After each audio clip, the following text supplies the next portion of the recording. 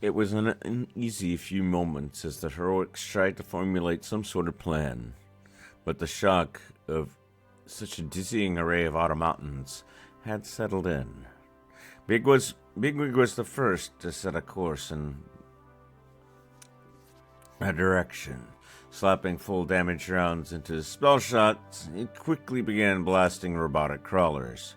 Two went down after the new ammunition shattered both of their heads. "Any idea on numbers here?" he asked, hoping Blink was still listening. Nothing. It was unusual for Silent to go radio silent, as she was able to multitask better than anyone Bigwig had ever met. "I'm estimating almost 24, Omega said, minus the 2 you just destroyed. With the proper plan, we can manage, but we do need to formulate." At that moment, a large earthquake rolled through, nearly causing those standing to topple. Bigwig crouched low, taking the opportunity to destroy 3 more of the crawlers.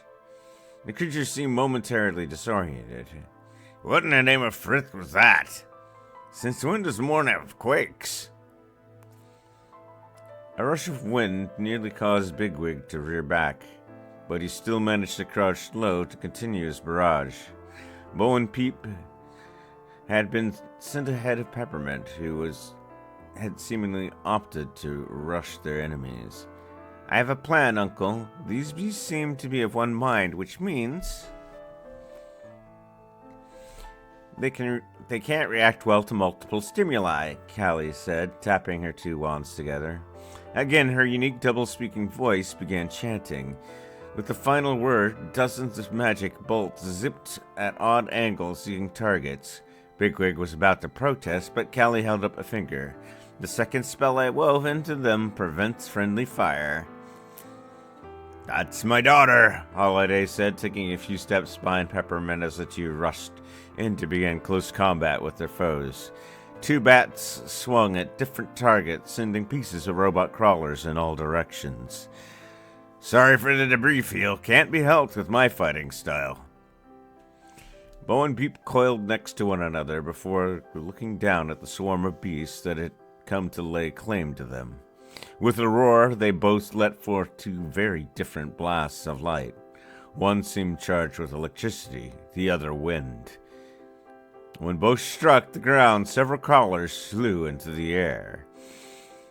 Omega formed a sword out of her living flames, and it seemed to become solid as she willed it into existence.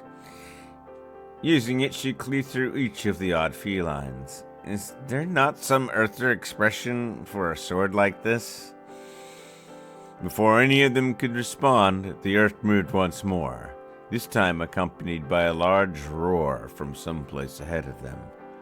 A cloud of dust seemed to be billowing skyward from the southeast. However, as they looked on, even more of the crawlers began appearing, some heading for Atlas Central. And with that, I will see you all in the near future, and thank you for listening.